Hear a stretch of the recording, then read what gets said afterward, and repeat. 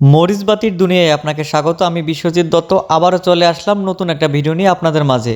তো দেখতে পাচ্ছেন সুমন স্মৃতি প্রিমিয়ার লিগ সিজন 4 এরকম একটা লাইটিং ডিসপ্লে বোর্ড আমরা তৈরি করেছিলাম।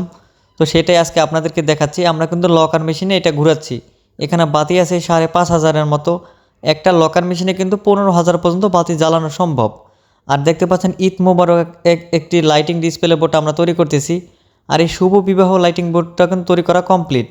এরকম ডিসপ্লে নিতে হলে অবশ্যই স্ক্রিনে দেওয়া নাম্বারে যোগাযোগ করতে হবে। নিজের নামে বা প্রতিষ্ঠানে বানাতে পারবেন আপনারা। তো যেরকম চাইবেন সেরকমই বানিয়ে দেওয়া সম্ভব।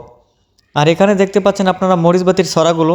এই ছড়াগুলো কিন্তু আমরা নিজস্ব কারিগর দ্বারা তৈরি করতেছি। প্রত্যেক ছড়া বাতি 55 থেকে 60 ফিট 60 হাত লম্বা, টোটাল 85 থেকে 90 ফুটের মধ্যে রয়েছে। এখানে কালার আছে 6টা। ওয়ান কালারের মধ্যে লাল, নীল, সবুজ, গোল্ডেন, গোলাপি, সাদা। আর টু কালার বাতির মধ্যে রয়েছে লাল, নীল ও লাল সবুজ। চাইলে নিতে পারেন।